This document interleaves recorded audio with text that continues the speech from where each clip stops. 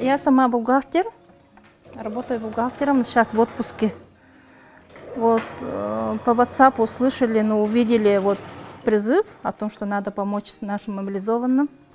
И я сразу пришла в этот штаб и началось, ну, сколько дней прошло? Дней 10, наверное, уже работаем. Полмесяца даже, наверное, уже работаем добровольно.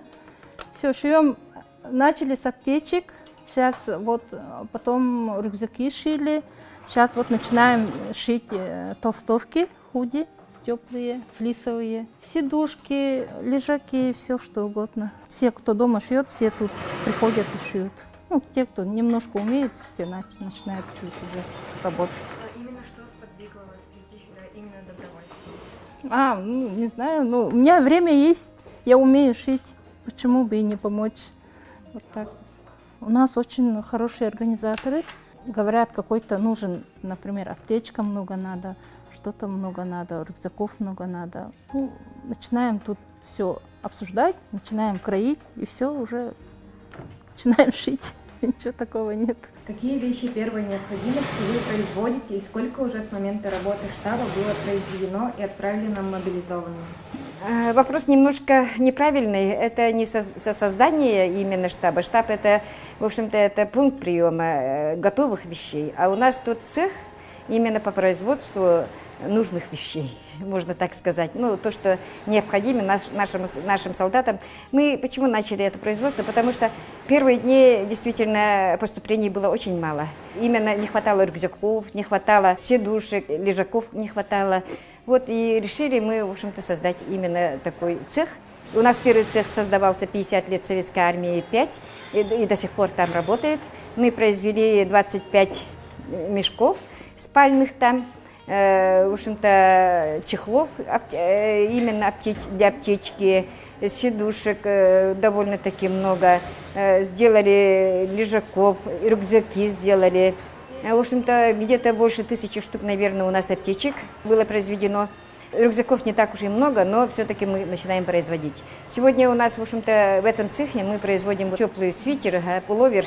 Сегодня девочки пришли, вот с нашей национальной библиотеки пришли 2 девчат, помогли здорово. Сегодня у нас уже готово в раскроенном виде, например, штук около 50 вот, именно верхней вот, мужской одежды. Мы работаем с 9 утра и до 7 вечера. Ну, знаете как, у нас женщины приходят и уходят. Это добровольцы. В общем, в основном люди пожилого возраста, 60+.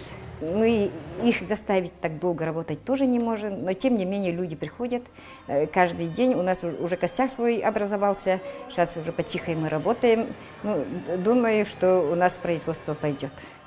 Но плана как таковых, сколько в день или сколько в месяц, у нас пока нет такого.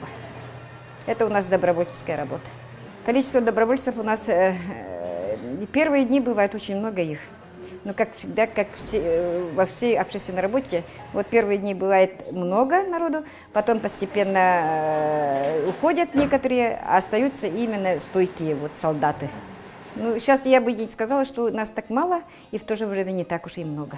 Наши мобилизованные сейчас все находятся на Дальнем Востоке, и мы туда отправляем через военный самолет.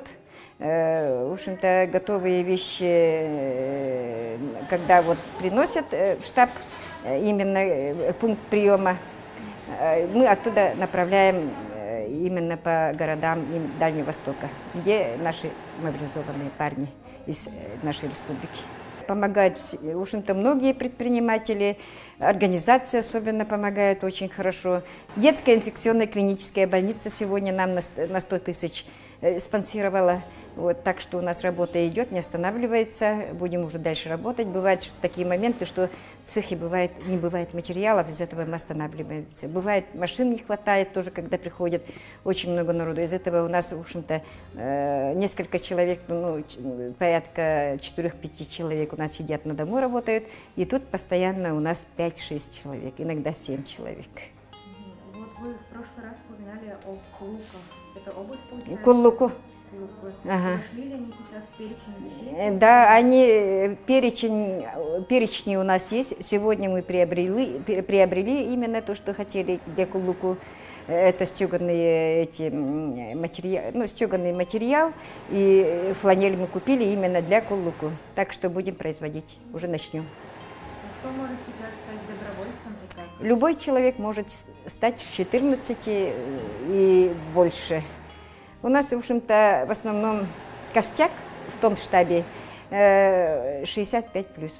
60-65+. Потому что, знаете, люди до 60 лет стараются работать.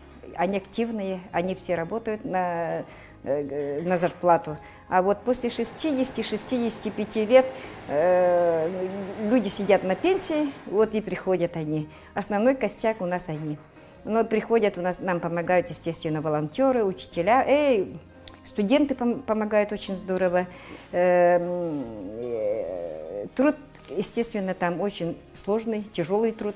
Это не только перебирание вещей, но это разгрузка, загрузка, это поднятие тяжести, чтобы складировать все эти вещи.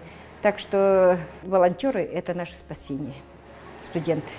Как вы оцениваете работу, которую провели за 2 недели, вот последние в целом? В целом народ наш сильный, сплоченный, и мы победим.